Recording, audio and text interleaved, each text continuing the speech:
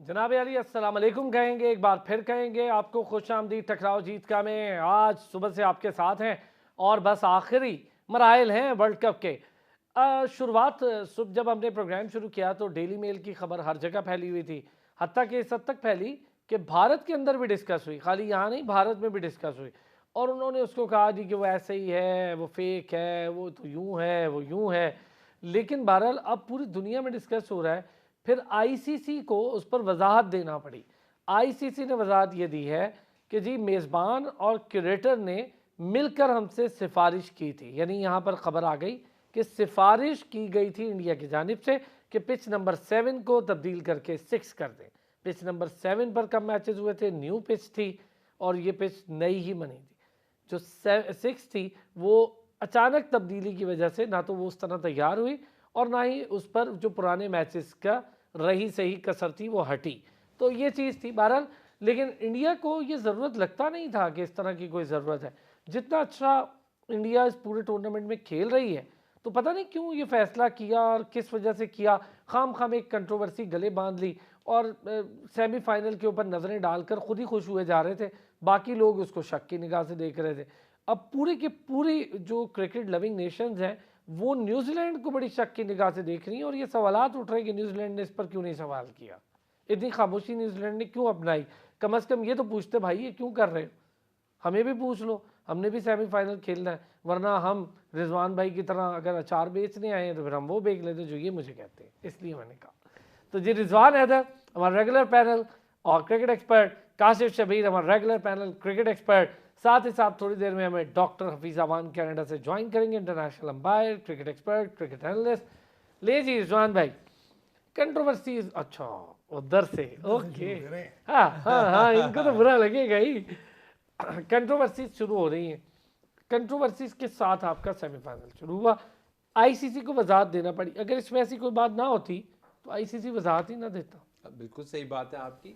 और जो आपने सबसे अच्छी बात वो ये कही कि इंडिया को क्या जरूरत पड़ी थी इस कंट्रोवर्सी में पढ़ने की, इतनी अच्छी खेल रही है, हाँ। इतना अच्छा खेल रही है, इतना ज़बरदस्त यूनिट बना हुआ है, कॉम्बिनेशन सुपर्ब, बैटर्स को देखें तो सुप्रीम फॉर्म में, बॉलर्स देखें तो ऐसा काम कर रहे हैं जो कोई और बॉलर कर ही नहीं रहा। बल्कि मैं तो एक और प्रोग्राम में ये कह रहा था कि इंडिया का कंपटीशन विद इन देमसेल्व्स है। मतलब शामी का कंपटीशन बुमराह से है, बुमराह का कंपटीशन सिराज से है, सिराज का कंपटीशन कुलदीप से है। बैटर्स में देखे जाएं तो रोहित का, विराट का, श्रेयस अय्यर का, उसके अलावा जो आपका स्काई है शुभमन गिल, उसका शुभमन गिल, ये ईशान किशन को जगह नहीं बन रही ना। तो ये इनका आपस में कंपटीशन चल रहा है। इनको क्या है बाहर की टीमें जो मर्जी करते हैं खामखा आपने, लेकिन देखें ये सब चीजें सोच कर लगता है कि शायद इंडिया ने इस वर्ल्ड कप के लिए एक तो तैयारी अपनी टीम के साथ की हुई थी, दूसरी तैयारी पक्की थी। वो जिस तरह हम बच्चों को कहते हैं ना कि भाई आप तैयारी तो करोगे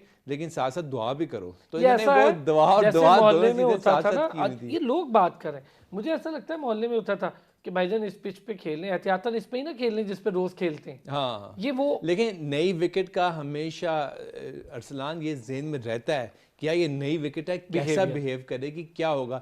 देखें इंडिया पहले बैटिंग करना चाहता ही चाहता था इस वर्ल्ड का, इस सेमीफाइनल में, ताकि वो बैटिंग से प्रेशर क्रिएट कर सके न्यूजीलैंड के ऊपर, क्योंकि न्यूजीलैंड को ये अपॉर्चुनिटी नहीं देना चाहता था कि वो रन्स का एक अंबार खड़ा कर दे और आपके बैटर्स जो हैं वो प्रेशर में आ जाए। तो नई विकेट पे खेलते हुए आप पहले सोचते हैं कि चलो दूसरे को खिला लो, देखते हैं वो कैसे बिहेव करेगी, फिर अकॉर्डिंगली हम उसको एडजस्ट करेंगे। जिस तरह आज खुल के खेली इंडिया, फिर उसके बाद न्यूजीलैंड, यार क्या फायदा हुआ न्यूजीलैंड का, चोकर्स ही रह गए। मुझे तो चोकर्स देखिए कब जीत ही नहीं पाते। होता है कि आपका कोई चांस हो जीतने का, इंडिया की क्वालिटी से कोई बहुत ज्यादा बेहतर है उनसे, लेकिन मैं इस सारी स्टोरी में यार कभी तो जीत जाओ, इतनी बार सेमीफाइनल खेल लिया, वर्ल्ड टेस्ट चैंपियनशिप जीत गए ना यार, इससे ज्यादा 5 मिलियन की पॉपुलेशन है यार, आप उनका किधर लेके जा रहे हैं, दे प्लेड वेरी वेल। अच्छा इस स्टोरी में जो एक झोल मुझे नजर आता है कि जी पिच 7 थी और पे होना था और पिच 6 पे, टोटल जो पिचें होती है ना, अगर लेट सपोज 12 पिचें हैं तो मेन पिच कौन सी होती है आपकी, 5 और 6 होती है, 5 6 7 होती हैं, क्योंकि 4 इधर जो सेंटर वाली पिच होती है ना, that is the main pitch. तो 7 का मुझे या तो 15 पिचें हो तो फिर 7 वाली सेंटर में आती है, वहाँ पे मैंने पिचें नोट की, मुझे तो 12 पिचें लग रही थी, तो उसके हिसाब से तो 5 या 6 होनी चाहिए थी मेन, तो 7 वाली का मैच बनता नहीं है। ये आप नोट करेंगे, आप ही खेलते हैं क्रिकेट, मेन पिच तो आपकी सेंटर पिच होती है। नहीं, लेकिन ये है ना कि आप नई फ्रेश विकेट पे मैच करते हैं ना, तो आईसीसी को नहीं पता होगा। वजाहत क्यों मैं तो वैसे बात करूं, अगर ये सब था तो क्यों न्यूजीलैंड को वजाहत क्यों दी? और फिर रखी क्यों गई थी, मैं ये पूछ रहा हूँ, फिर क्यों रखा? मैं तो अपनी तरफ से एक स्टोरी लेके आ रहा हूं कि जनरली जो मुझे समझ है वो ये है कि जो सेंटर वाली पिच आपकी बात सही है, तो वो 6 नंबर का ज्यादा चांस था। नहीं, अगर ये वजाहत आती ना तो ज्यादा काबिल कबूल हो सकती, लेकिन अच्छी वजाहत भाई जी। हाँ, और मैं उनको ऑप्शन भी दे रहा हूँ कि यार ये देखो अब तो हो गया, अब तो ब्लंडर हो गया, अब तो बांट हो गया। नहीं देखें, 5-6 अगर 6 सेंटर में है ना तो 5वीं भी हो सकती है, 7वीं भी हो सकती है, 6वीं भी हो सकती है, 3 हो सकती है। छठी का चांस ज्यादा है, एक राइट पे, एक लेफ्ट पे और एक वो भी हो सकती है। मेन 2-3 पिच होती है जिस पे आपने रखा होता है कि यार इस पे बड़ा मैच करावाएंगे या फाइनल कराएंगे टूर्नामेंट का, या जो भी आपका आखिरी मैच होता है। सो दैट इज ऑब्जेक्शनेबल कि न्यूजीलैंड ने एतराज नहीं किया। अच्छा, 320 प्लस स्कोर न्यूजीलैंड का, 320 प्लस स्कोर। न्यूजीलैंड अगर पहले बैटिंग करती तो 350 और इतना मार लेती, और अगर इतना मार लेती तो क्या इंडिया कर लेती? मोर और लेस शायद कर लेती, लेकिन आपके पास ये ऑप्शन दी कि जब 350 चेस कर रहे होते हैं ना तो थोड़ा सा प्रेशर में 2-3 विकेट जल्दी गिर जाए तो it could have been anybody's game. और दूसरी बात है, वर्ल्ड कप का सेमीफाइनल हो रहा है, आपको पता है डू एंड डाई मैच है, नॉकआउट मैच है, अगर हार गए तो आप फारिग हैं। उसमें आपका विराट या कोहली जल्दी आउट हो जाए ना, क्राउड का प्रेशर, बच्चों पे प्रेशर पड़ जाता है। हाँ, सब कुछ पड़ जाना था, डेफिनेटली पड़। जैसा हम कल डिस्कस क्या कर रहे, यही तो कर रहे थे कि अगर न्यूजीलैंड के पास जीतने का कोई चांस है तो पहले बैटिंग करके चांस बन सकता है, लेकिन बाद में चेज करना अगेंस्ट इंडिया बहुत मुश्किल काम है। भाई ये बताएं मुझे, 50वीं सेंचुरी विराट कोहली की, वर्ल्ड कप तो विराट कोहली का ऐसे जा रहा है जैसे कमाल है, इनक्रेडिबल। आप ये देखें, ये वही यार, ये वही विराट उससे भी अच्छा खेल रहे हैं क्योंकि वो एज कप्तान वो सेल्फिश इनिंग नहीं खेल रहा, वो टीम के लिए खेलता है, टिका के मार रहा है। देखें उनका गेम प्लान ही है ना कि वो 7-8-9 के रन। सचिन तेंदुलकर का रिकॉर्ड उससे कम मैचेस में तोड़ देना। सचिन तेंदुलकर ने भी कहा कि मुझे खुशी है कि एक भारतीय नहीं, मैं कहना ही भी था उसको। और क्या कहता कि नहीं, मुझे बड़ा गुस्सा चढ़ा है, नहीं बनता तो था, तो गुस्सा ही चढ़ता है, कहता है इसको इतनी शर्म नहीं है, तो रुक ही जाता है बंदा। नहीं, लेकिन आप 2019 ये कुर्बानियां बड़े कम लोग देते हैं, जैसा मार्क टेलर ने 334 पे डिक्लेयर किया, वो ब्रैडमैन की वजह से। नहीं यार, लेकिन अगर आप 2019 का वर्ल्ड कप देखें और आप ये देखें कि T20 से पहले हम क्या बातें कर रहे थे कि विराट कोहली अपने टर्मिनल डिक्लाइन पर आ गया है, विराट कोहली रह गया है, इतने अच्छे से सेंचुरी नहीं बनाई। इतनी अंग्रेजी आपको आती है, टर्मिनल डिक्लाइन, सानू तो यार एंड हो गया ये नहीं, लेकिन आप देखें उसके बाद क्या हुआ। अच्छा जी, डॉक्टर हफीज साहब ने भी ज्वाइन किया, मैं जरा उनसे भी इस पर फिर आप लोगों की पूरी डिटेल बात करेंगे। आज जरा बाबर आजम वाली बात भी करेंगे, नींद उड़ाएंगे रिजवान भाई की, पहले ही उनका मुंह बन गया हमसे देख के, एक गल तो मेरे नाल बांधी भी नहीं, फिर भी कर रहे हैं जी। डॉक्टर हफीज साहब, सर कंट्रोवर्सी से शुरू हुआ सेमीफाइनल, और पहला सेमीफाइनल अपने इख्तिताम को पहुंचा, इंडिया जीत गई, अच्छा खेली, जीत गई। बॉलिंग में शामी ने 7 विकेटें ले ली, मेरा ख्याल बची इतनी थी, फिर उन्होंने 7 ले ली, उन्होंने कहा बाकी तो दूसरे ले ही गए वरना मैं और भी ले लेता, तो 7 विकेटें शामी ने ले ली। सर क्या वर्ल्ड कप है मोहम्मद शामी के लिए, कमाल का। वही मोहम्मद शामी जो फेंटी खा के 152 में बाहर हो गए थे, 152 में फेंटी खाने के बाद उनकी जगह ही नहीं बन पा रही थी इंडियन टीम में, उसके बाद शेक कर गई थी उनकी परफॉर्मेंस। बड़ा अच्छा कमबैक, शानदार आखिरी उम्र की तरफ बढ़ते हुए वर्ल्ड कप का अच्छा कमबैक, गुड।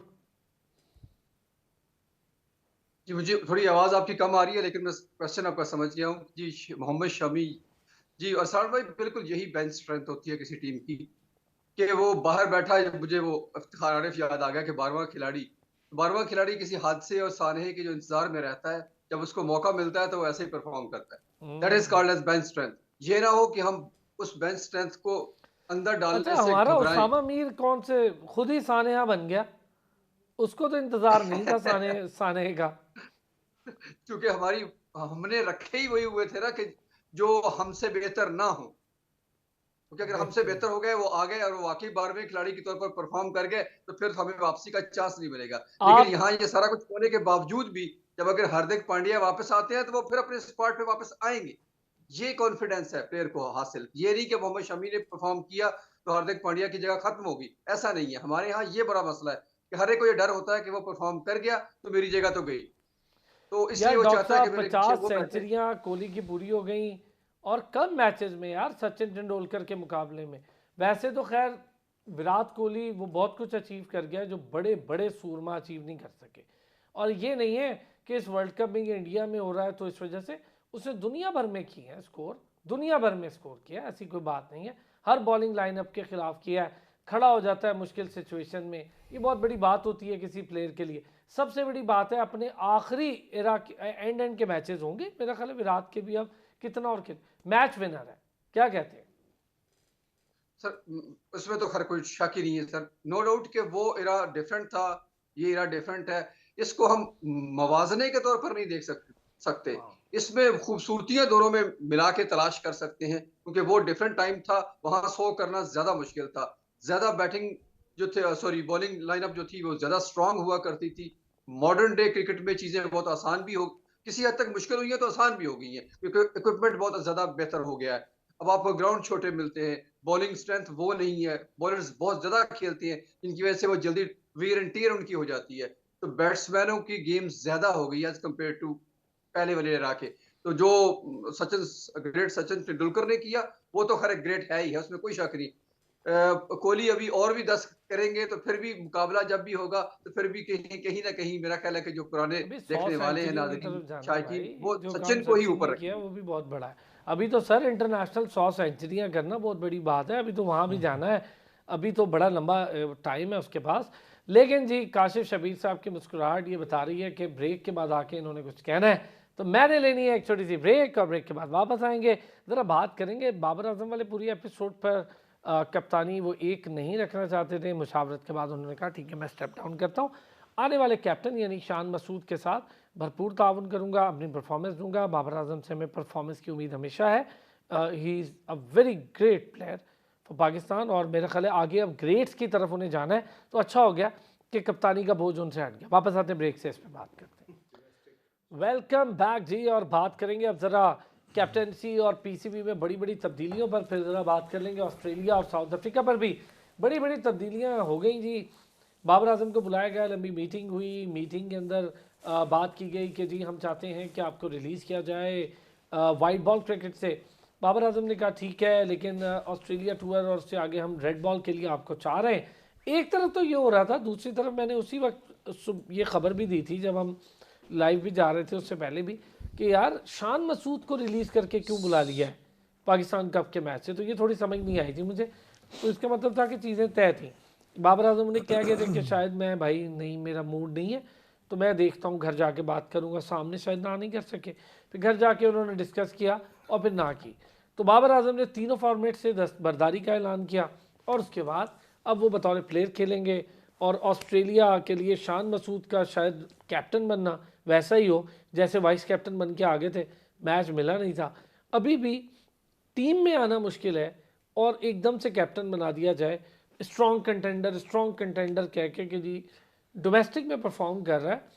अभी आपको यहाँ कहना, वो शायद मेरा ख्याल है सरफराज ने माजरत की तो उसके बाद ये मामला बना, क्या कहते हैं जी? देखें, पहली बात तो ये है कि कैप्टन हमेशा वो होना चाहिए जो जिसकी टीम में पोजीशन कंफर्म हो, और कैप्टन वो होना चाहिए जो कहते हैं ना लीडिंग फ्रॉम द फ्रंट। एक ऑप्शन बताऊं क्या है, इमामुल हक शादी के लिए छुट्टियों पर है, और यहाँ पर उन्हें मौका मिल जाएगा ओपनर खेलने का। हाँ, तो ये बात भी है। चलो फिर ठीक है, अगर इसी तरीके से आपने कप्तान को लेकर आना तो फिर ठीक है। लेकिन आप देखें, सबसे पहले पीसीबी को अपना स्ट्रक्चर ठीक करने की ज़रूरत थी, किबला ठीक करने की ज़रूरत, यही कह दें। पीसीबी के अंदर जो सिस्टम है उसको पहले किसी परमानेंट बेसिस पे लेकर आएँ, ढॉकिज़म वहाँ से ख़त्म करें, हमें पता लगे कि हमारा चेयरमैन कौन है, कितने अरसे के लिए है, उसकी क्या स्ट्रेंथ है, उसके बाद ये सब चीज़ें आगे चलती हुई अच्छी लगती हैं। लेकिन अगर आपका ढांचा ही ठीक नहीं है, आपको फ्रेमवर्क ही नहीं है पीसीबी का, तो फिर सारी चीज़ें टेम्परेरी हो रही हैं। फिर ये वक्त पास करने के लिए वो डंक टपाव जो काम होता है ना, फिर ये वही काम हो रहे हैं, और कुछ अर्से बाद आप देखेंगे कि फिर ख़राबी हो जाएगी। और सबसे बड़ा इशू ये है कि अगले साल आपका T20 वर्ल्ड कप आ रहा है, उससे अगले साल आपकी चैम्पियंस ट्रॉफ़ी आ रही है। चैम्पियंस ट्रॉफ़ी के लिए आपको ढेर तैयारी करनी है, आपको इंफ्रास्ट्रक्चर ठीक करना है, टीम ठीक करनी है, हर चीज़ ठीक करने की ज़रूरत है। और इस हालात में जिस तरह ये वर्ल्ड कप खत्म हुआ आ रहा है, न्यूजीलैंड का 5 T20 खेलने आपने। हाँ जी, अच्छा जी, आप भी देखें T20 5 खेलने एक साल में, आप देखें पाकिस्तान सिर्फ T20 खेली जा रहा है, पाकिस्तान खेल कोई नहीं रहा। सर ज्यादातर टीम्स यही कर रही हैं। मेरा अपना ये ख्याल है कि ये बहुत सख्त ज्यादती है बाबर के साथ। Babar should have gone to Australia as captain, और ये मैं पिछले 2-3 प्रोग्राम्स में कह चुका हूं। नहीं, स्टेप डाउन हिमसेल्फ यार, वो अच्छा छोड़ देना, स्टेप डाउन किया ये नहीं किया, Babar should have gone. PCB को जोर लगाना चाहिए था, गलत किया अगर रोके, क्योंकि Babar has led the test team in the last 3 years। आपने ऑस्ट्रेलिया से टेस्ट सीरीज़ होम पे हारी, इंग्लैंड से टेस्ट सीरीज़ होम पे हारी, न्यूजीलैंड के साथ बड़ी मुश्किल से आपने ड्रॉ की, उसके बाद आपने ये श्रीलंका में जाके 1-0 जीत गए। नहीं, मैं बिल्कुल फैक्ट बता रहा हूँ कि जब आपने लॉलीपॉप किस्म की आसान सीरीज़ में उसको कप्तानी दे के और उससे बेड़ा गर्क करवा दिया सारे मैचों का, टीमों का, हर जगह होम पे डरू किस्म की अप्रोच पिचेस के साथ आपने हरवा दिया। अब जब ऑस्ट्रेलिया की सीरीज़ आ रही है, मैं आपको आज प्रेडिक्ट कर रहा हूँ, अगर बाबर जाए या कोई और जाए तो 3-0 पाकिस्तान ने हारना है। अब आप बाबर को सेफ गार्ड करेंगे, किसी और को, शान को कुर्बानी का बकरा बनाएंगे। उसके बाद बाबर ब्रिगेड ने फिर सोशल मीडिया पर शुरू ने, देखो जी बाबर होता तो ये हो जाता, बाबर हो जाता तो वो हो जाता। मेरा तो ख्याल है कि बाबर को बनाते और अब ये आप उसका एक दफ़ा मक्कू ठप देते कप्तानी का, भाई तेरे बस की बात नहीं है, ये हम अमर कर लेते। लेकिन ये आप उसको फिर एक और मौका दे रहे हैं, 2 साल बाद फिर आगे पाकिस्तान टीम का बेड़ा गर्क करेगा, या 6 महीने या 8 महीने बाद। डॉक्टर साहब। जी जी बिल्कुल, ये रिजवान भाई ने बहुत अच्छी बात की है। मेरा ख्याल है ये वही जो बिल्कुल अच्छी नहीं की स्कूल, ये क्या उनको करने देना बात यार, जेलस हो जाते हैं। डॉक्टर साहब बोले। जी अरसलान भाई, मेरा ख्याल है कि वो कॉलेजेस में, यूनिवर्सिटीज में हम हुआ करते थे तो एक नारा बड़ा सुनने को मिला करता था कि गिरती हुई दीवारों को एक धक्का और दो।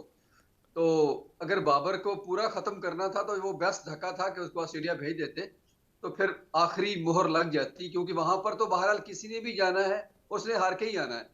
तो शान मसूद के ऊपर क्यों मोहर लगा दी खामखा की आपने? नहीं, बेहतर था एक कि बात बाबर को बता, कंटिन्यू करते। मेरा थोड़ा सा एक डिफरेंट, ये बताएं जी कि एक बंदे की जगह ना हो उसको बुला के आप कप्तान बना दें।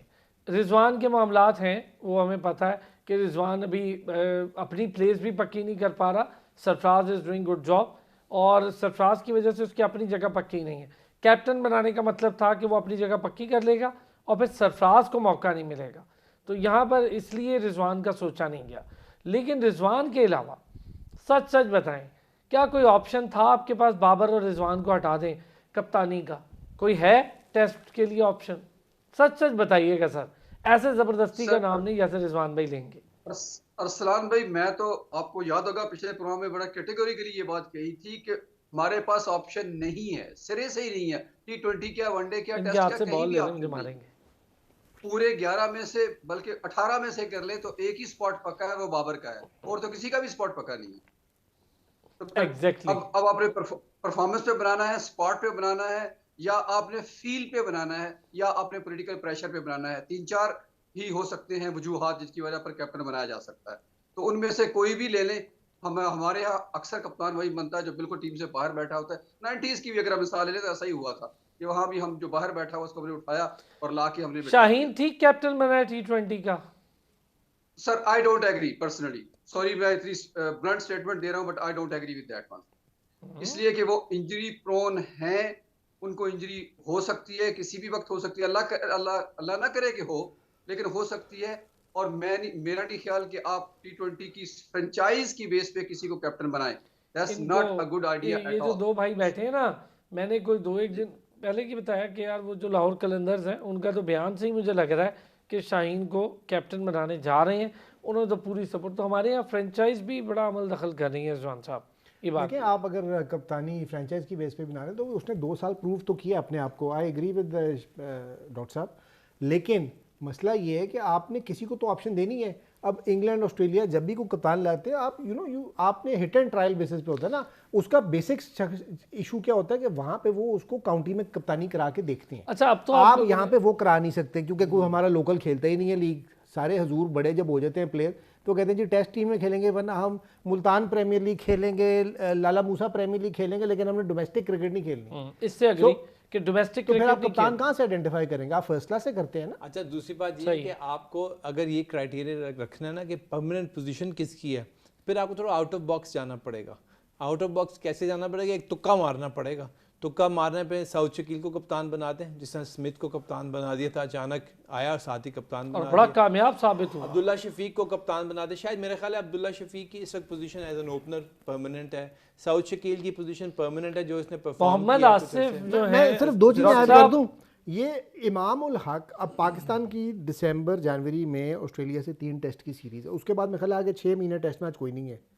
और Imam ul Haq basically test match ही खेलता ना, या वनडे खेलता, T20 तो खेलता नहीं। भाई तो शादी आगे करा ले 1 महीना। ये भी ऑस्ट्रेलिया से भाग रहा है ये डरू भाग रहे यार। वैसे सर मुझे आपको बताएं, आपको अक्टूबर से पता है, जून से पता है कि कब आपकी टेस्ट सीरीज आनी है, इनको अपनी शादियां याद आ जाती है। पहले से तय थी, 6 महीने पहले से तय, साल पहले से तय हो, आप चेंज नहीं कर सकते यार। नहीं यार, मैं इसको डरू कहता हूं। सही कह रहे हैं। प्रायोरिटी आपकी मुल्क है या क्या है? शादी ओ बच्चियां भी क्रिकेट खेल रही है, शादी नहीं होती यार। ऑफ सीजन आगे फरवरी में करो, आगे 6 महीने तो मैं कोई नहीं बुलाएगा टीम में। ओ पीएसएल है भाई, ओ पीएसएल में उन्हें बड़ा स्कोर करना होता है। पीएसएल खेलता नहीं है मामूला, खेलेगा, खिलाते भी नहीं उसको, खेलेगा। फारक प्लेयर है। किसकी तरफ से खेलेगा? ये डॉक्टर से पूछें जी। इमाम डर गया सर मेरे हिसाब से तो, अगर शादी का पेशावर ज़ल्मी में उसकी जगह नहीं है लास्ट यार। डॉक्टर साहब से इमाम का पूछें। डॉक्टर साहब ये जो अब शादियों पर भी आ गए हैं यार ये लोग, देखें कहते हैं वो भी आगे कर दो यार। ये तो जुल्म है यार, ये तो जुल्म है, किसी को तो जान दो। सर वो हो सकता है कुछ जन्म कुंडली का मसला हो, के साथ मजाक नहीं कह रहा हूं। रिजवान भाई का मानना है कि इमाम को जाना चाहिए था वहां पर ऑस्ट्रेलिया, ताकि शान मसूद खेल ही ना पाता कप्तान। बात शान मसूद ये कहना चाहता, आपने उसको परमानेंट ओपनर बनाया हुआ। 25 की उसकी अवे एवरेज है, सिर्फ 3 सेंचुरियां उसकी हैं, वो सारी की सारी रावलपिंडी में बनाई हुई हैं उसने। उन्हें तो लाहौर कराची में नहीं सेंचुरी बना सका यार। आप उसको परमानेंट बना दें। ऑस्ट्रेलिया की सीरीज आती है तो कहते हैं मेरी तो शादी है, मैं नहीं खेल सकता यार। बड़ो ये तो प्लेयर, ये तो बहुत ज्यादा नहीं हो गया? मतलब क्या बेचारे की शादी पर भी शुरू हो गए? नहीं प्लेयर खेलो ना यार। लोग शादियां छोड़ के क्रिकेट खेलने आते हैं, ये इनको क्रिकेट के बीच में शादी अदा की यार, ये कर लेंगे टूर निकल जाए, इज्जत जी डॉक्टर साहब। अरसलान साहब बात सही है रिजवान भाई की। वो ये है कि खुदा न खास्ता अल्लाह माफ करे किसी का ऐसा ना हो। बहुत सारी ऐसी भी मिसालें हमने दुनिया में देखी हैं कि जब किसी का कोई पेरेंट्स में से कोई फौत हो गया तो उन्होंने वो मैच खेला, वो सीरीज भी खेली, बाद में आए वो घर पे, उन्होंने नेशनल ड्यूटी को प्रेफर किया। ये तो फिर भी शादी थी, इसको तो आगे पीछे करना मेरा नहीं ख्याल कितना मुश्किल था। अब हमें उनके ससुराल वालों से पूछना पड़ेगा कि शायद उनका बहुत ज्यादा प्रेशर हो नहीं सर, ये करियर बचाने के लिए इसी में ही करनी है ताकि मुंडा किधर जे टीमों बाहर हो गया तो फिर की अच्छा ये ऐसे कह रहे हैं जैसे जिंदगी में कभी ऑस्ट्रेलिया में जाएगा दूसरी शादी कर लेगा जब दूसरी बार जाएगा, तीसरी कर लेगा जब तीसरी दफा टूर जाएगा। यार ये मैं इस लॉजिक के साथ जाता हूं। ऑस्ट्रेलिया में रिकॉर्ड देख ले, मेरे ख्याल 1 या 2 आईएएस था, उन्होंने कभी किया ही नहीं। ऑस्ट्रेलिया से हम कब सीरीज जीते हैं? नहीं हमने तो जीतना भी नहीं है, लेकिन भाई आप इतने बुजदिल प्लेयर आपने रखे हुए तो आप तो सोचे भी ना जीतने का। 3 टेस्ट सीरीज पर डर ये 4-0 ना हार जाए। मेरा शेर जा रहा है, मैच ही 3 है वैसे, लेकिन 4-0 ना हार जाए। मेरा शेर जा रहा है बाबर आजम। आप यहाँ नहीं करेगा 100 करेगा मैक्सिमम। ये नहीं है कि उन्हें सीरीज में 650 रन कर देने। 100 बहुत नहीं है। वो हाँ सारे यही करते हैं ऑस्ट्रेलिया जाके, कोई 100 गाली बाकी अपना 15, 16, 20, 0 और फर्क कि जी बड़ी सक्सेसफुल टेस्ट। थोड़ा सा डिसएग्रीमेंट इससे बहुत थोड़ा बहुत ज्यादा। लेकिन अगर अरसलान यहाँ पर एक और बात बड़ी इंपॉर्टेंट है, वो ये है कि अगर पीसीबी ने पूरा स्ट्रक्चर ही चेंज कर रहे हैं, जिससे हम सुन रहे हैं कि वहाब रियाज आ रहे हैं, मोहम्मद हफीज आ रहे हैं, सोहेल तनवीर आ रहे हैं, आगे कोई चंगा प्लेयर नहीं मिला इनको। जो ज्यादा खिलाफ बोलेगा ना उसको मौका दे देता है। बट यार मोहम्मद हफीज, मैं ये मोहम्मद हफीज ठीक है, जिस प्लेस पे मोहम्मद हफीज है मुझे लगता है वहां पर होना चाहिए था एक ऐसे बंदे को जो स्ट्रिक्ट हो, जिसको क्रिकेट की नो हाउ हो, नॉलेज हो, डोमेस्टिक खेला हो यार। 210 डोमेस्टिक 12-12,500 वक्त बताएगा कि क्या वो ऐसे मुश्किल फैसले कर सकते हैं कि नहीं कर सकते, मुश्किल फैसले करने की अहलियत रखते हैं कि नहीं रखते। जब आप उस पोजीशन पे नहीं होते ना, अगर तनकीद करना बड़े स्टेटस का आ गया ना यूनुस खान, नहीं फिर तनकीद करना बड़ा आसान होता है ना। मैं ब्रेक लेता हूँ, यहाँ पे पूरी कड़मस मच गई है क्योंकि आज पूरा दिन ये होता रहा है। मैं इसलिए नहीं कर रहा क्योंकि लॉजिकल बात मेरी मानते नहीं है। ब्रेक के बाद आता हूँ फिर मनाऊंगा। बाबर आजम की कैप्टनसी और बाबर आजम के अलावा ऑप्शन क्या थे, इस पर करनी है हमने बात, और ज़रा ऑस्ट्रेलिया और साउथ अफ्रीका पर भी करेंगे बात, और यहाँ पर जो चीज़ हो रही है उस पर भी बात करेंगे। ये पहले से मुझसे नाराज़ बैठे हुए, रुस के बैठ गए मुझसे। डॉक्टर साहब मुँह ही दूसरी तरफ कर लिया बाबर आजम का सुनते रिजवान भाई ने। ओ भाईजान अगर आपके पास जवाब नहीं है ना तो इसका ये मतलब नहीं है कि आप लॉजिक भी किसी की ना माने। रिजवान साहब, और रिजवान साहब आजा यार वापस। लॉजिक मेरे पास बिल्कुल है, आपके पास लॉजिक नहीं है। आप यार ये देखे ना, अच्छा लॉजिक देखो, एक बंदा जिसकी परमानेंट प्लेस है टीम में। सर बात सुने, permanent place does not necessarily mean कि आप कप्तान। तेंदुलकर से ज्यादा परमानेंट प्लेस किसकी थी? लेकिन उस वक्त गंगूली नहीं, उस वक्त गंगूली की परमानेंट प्लेस बाद में आया था। गंगूली बाद में आया था जब तेंदुलकर कप्तान था, तो तेंदुलकर वाज द कैप्टन और आपने हटाया कि नहीं यार हमें गंगूली बेहतर लग रहा है। वर्ल्ड क्योंकि गंगूली की पोजीशन परमानेंट थी, ड्राविड की पोजीशन परमानेंट थी, ढेर सारे प्लेयर की पोजीशन शाहीन की भी है, शाहीन अफरीदी की भी परमानेंट है। शाहीन अफरीदी की कहां भाईजान उसका वो तो रोज इंजरी प्रोन ना, जब फिट होता है तो परमानेंट नहीं, जब फिट होता है क्या तब खिलाएं, सिर्फ तब कैप्टन बना दें। भाईजान ये कोई लॉजिक नहीं है। यूनिट देखिए, captaincy is a different ball game, leadership ability जो इसमें है तो वो कोई दो राय नहीं है, इसमें कोई दो राय नहीं है।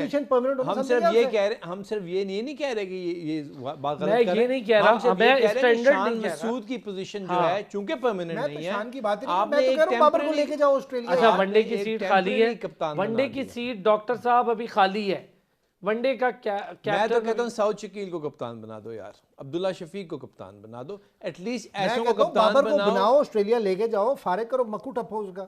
मक्कू ठप्पा गया नहीं वो फिर आ जाएगा 6 महीने बाद, यूथिया ब्रिगेड जो नहीं होती कि नहीं जी बाबर बड़ा, बाबर किंग बाबर किंग हमारी जान खा गया। नहीं भाई, बहरहाल जी वो है, वो बहुत अच्छा प्लेयर है, हम नाराज नहीं हो सकते, अब हो गए एक बार। डॉक्टर साहब एक चीज सिर्फ आपसे, वो ये है कि यार ठीक है, आप बाबर आजम के साथ मुख्तलिफ बातों पर इख्तलाफ करें जी, कैप्टनसी पर कर लें, आपने किया मैंने माना, लेकिन बतौर बैटिंग स्किल्ड प्लेयर ये नहीं हो सकता कि बाबर आजम को कोई दुनिया में कहे यार नहीं ये तो डर के नहीं खेल रहा, ये तो वहाँ जा नहीं।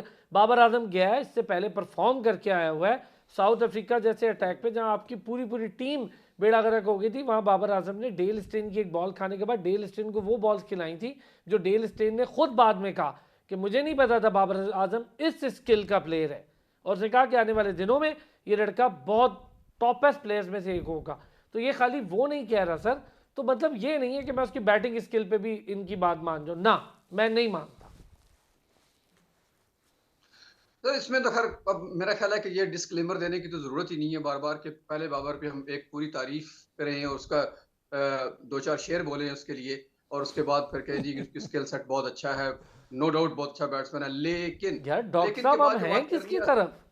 मुझे तो यही बात समझ नहीं आ रही, मुझे लगता है आप और रिजवान भाई एक है अंदर से। नहीं सर, नहीं मैं मुझे अगर मौका दे थोड़ा सा, लेकिन के बाद हम बाद में मिंगनियां डालनी होती है हमने।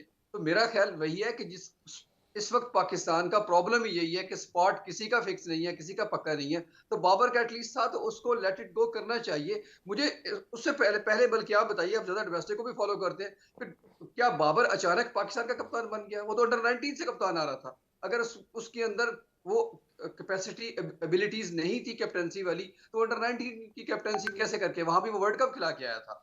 तो अगर मैं गलत नहीं हूं तो शायद जीता, अगर नहीं था तो फाइनल तक वर्ल्ड कप जीता था, तब भी वो जीता भी था, बल्कि नहीं तो क्या हुआ फिर वर्ल्ड कप जीता था जंग लग जिसमें गया, बाबर ने कैप्टन, क्या उनको जंग लग गया, खत्म हो गई, या उन पर एक्सटर्नल प्रेशर वो अलग है? वो पुराना था कि बाबर आजम से पहले कहते जिसमें बाबर आजम खेला था बतौर प्लेयर। जी डॉक्टर साहब जी, जो बतौर कप्तान जो खेला था वो मेरे ख्याल फाइनल में पहुंचे थे शायद, if I am not wrong, ऐसा कुछ है। लेकिन टीम बहुत अच्छा गई थी, उसमें बहुत से लड़के निकले थे, उसमें इमाम भी था, बाबर भी था, शादाब भी था, तो अच्छे लड़के निकले थे जो पाकिस्तान टीम का बड़ा सरमाया बने। तो ये चीज़ वाकई थी, और इसका क्रेडिट खैर मैं आपको फैक्ट बताऊं तो उस टीम को बनाने का क्रेडिट सरफराज को जाता है। सरफराज ने वो सारे लड़कों को खुद इकट्ठा किया था, डोमेस्टिक में देखते हुए अंडर 19 की जो लीग्स होती थी वहाँ, ये इसका क्रेडिट जाता है, इसमें कोई शक नहीं। लेकिन आपकी बात सही है, मैं अब ये कह रहा हूँ आप कप्तानी से निकले, अब छोड़ दें कि बाबर आजम कैप्टन था, लेकिन बाबर आजम की बैटिंग स्किल्स पे तो मैं उसी पे आ जाता हूँ ना, एक जस्ट आपसे पहले कि आपको मौका मिले, बाबर आजम के ऑस्ट्रेलिया में भी 5 टेस्ट मैच हैं, 10 इनिंग्स हैं, 278 रन, 27.8 की एवरेज, 100, 150 और 1 डक।